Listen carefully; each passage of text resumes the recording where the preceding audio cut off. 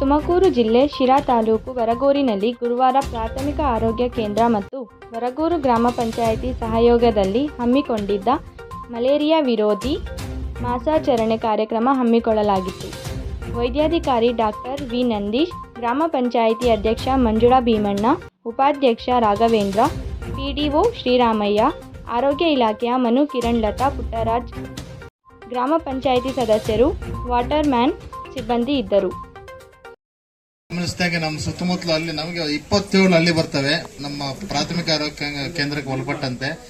ಆದರೆ ನಾನು ಗಮನಿಸಿದಂಗೆ ಸುಮಾರು ದಿನ 100-150 ಪೇಷಂಟ್ ನೋಡ್ತೀವಿ.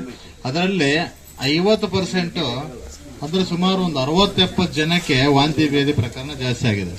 ವಾಂತಿ ಭೇದಿ ಯಾವ ತರ ಬರುತ್ತೆ? ಈಗ ಡೆಂಗು ಚಿಕನ್ ಗುನ್ಯ ಅದು ನಿಮಗೆಲ್ಲ ಗೊತ್ತಿದೆ.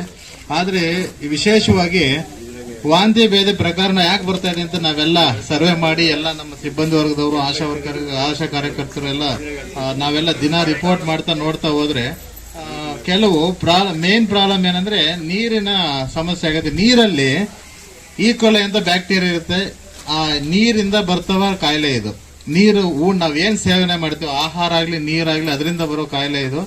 ಇದನ್ನ ಒಂದು ಟೈಫಾಯ್ಡ್ ಅಂತೂ ಹೇಳ್ಬೋದು. ಯಾಕಂದ್ರೆ ಟೈಫಾಯ್ಡ್ ಅಲ್ಲೂ ಕೂಡ ಇದೇ ತರ ಆಗುತ್ತೆ. ಆದ್ರೆ ಬರೀ ಜ್ವರ ಬರ್ತೈತೆ. ಈಗ ಏನಾಗ್ತೈತೆ, ಫುಡ್ ಪಾಯ್ಸನಿಂಗ್ ಆಗ್ತೈತೆ. ಅದರಲ್ಲೂ ಎಲ್ಲರಿಗೂ ವಾಂತಿ ಭೇದಿ ದಿನಕ್ಕೆ 10-20 ಸಲ ಭೇದಿ ಆಗೋದು, ವಾಂತಿ ಆಗೋದು, ಸುಸ್ತಾಗೋದು, ಈ ತರ ಎಲ್ಲ ನಾವು ಮ್ಯಾನೇಜ್ ಮಾಡ್ತಾ ಇದೀವಿ ಇಲ್ಲ.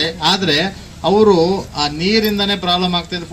ಫುಡ್ ಇಂದ ಆಗಕ್ಕೆ ಸಾಧ್ಯ ಇಲ್ಲ. ಯಾಕಂದ್ರೆ ಫುಡ್ ಪಾಯ್ಸನಿಂಗ್ ಆಗ್ಬೇಕಂದ್ರೆ ಯಾವ್ದಾರ ಒಂದು ಫಂಕ್ಷನ್ ಆಗ್ತೈತೆ, ಅದರಲ್ಲಿ ಒಂದೇ ತರ ಒಂದು ಊಟ ಮಾಡಿರ್ತಾರೆ, ಅದರಲ್ಲಿ ಸ್ವಚ್ಛತೆ ಕಾಪಾಡದಿರೋದ್ರಿಂದ ಬರುತ್ತೆ ಅದು. ಗ್ರಾಮ ಪಂಚಾಯತ್ ಸಂಬಂಧಪಟ್ಟಂಗೆ ಕದ್ರೆಹಳ್ಳಿ, ಎಲ್ಪೇನಲ್ಲಿ, ಬೀರ್ನಳ್ಳಿ ಇವೆಲ್ಲ ಇದಕ್ಕೆ ಬರ್ತವೆ. ಇದರಲ್ಲಿ ಏನಂದ್ರೆ ಯೋಗ್ಯವಿಲ್ಲ ಅಂತ ಬರ್ತದೆ. ಯೋಗ್ಯವಿಲ್ಲ ಅಂದ್ರೆ ಕುಡಿಯಲು ನೀರು ಯೋಗ್ಯವಿಲ್ಲ ಅಂದ್ರೆ ಅದರಲ್ಲಿ ಈಕೋಲೆ ಬ್ಯಾಕ್ಟೀರಿಯಾ ಇರುತ್ತೆ. ಬ್ಯಾಕ್ಟೀರಿಯಿಂದ ಬರ್ತಾರೋ ಕಾಯಿಲೆ ಇದು.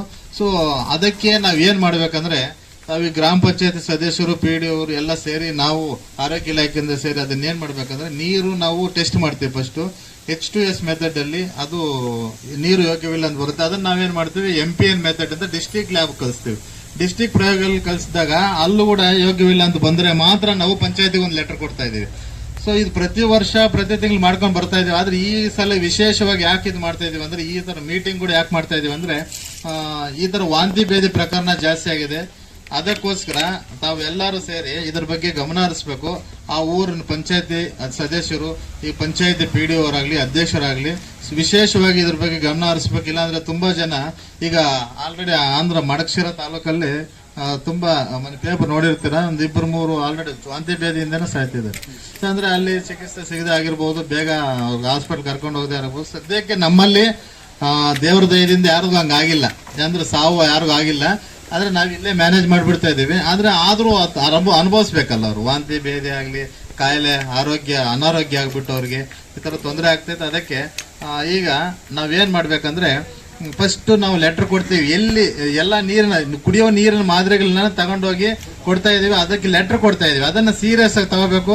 ಮೀಟಿಂಗ್, ಗ್ರಾಮ ಸಭೆ ಏನು ಮೀಟಿಂಗ್, ಇಲ್ಲಿ ನಮ್ಮ ಪಂಚಾಯತಿ ಮೀಟಿಂಗ್ ಮಾಡಿದ ತಕ್ಷಣನೇ ಯಾವ ಊರಲ್ಲಿ ಆ ತರ ಆಯ್ತು ಅಂತ ಹೇಳಿದ ತಕ್ಷಣನೇ ಅಲ್ಲಿ ಕ್ಲೋರಿನೇಷನ್ ಮಾಡ್ಬೇಕಾಗುತ್ತೆ. ಯಾವ ನೀರು, ಈಗ ಯಾವ ಟ್ಯಾಂಕ್ ಅಲ್ಲಿ ನೀರು ಬರ್ತೈತೆ ಅನ್ನೋದನ್ನು ಕ್ಲೋರಿನೇಷನ್ ಮಾಡ್ಬೇಕಾಗುತ್ತೆ.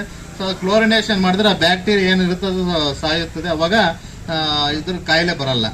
ಸೊ ಈ ತರ ಮಾಡ್ತಾ ಇದ್ರೆ ನೀರಿಂದ ತೊಂದರೆ ಆಗಲ್ಲ.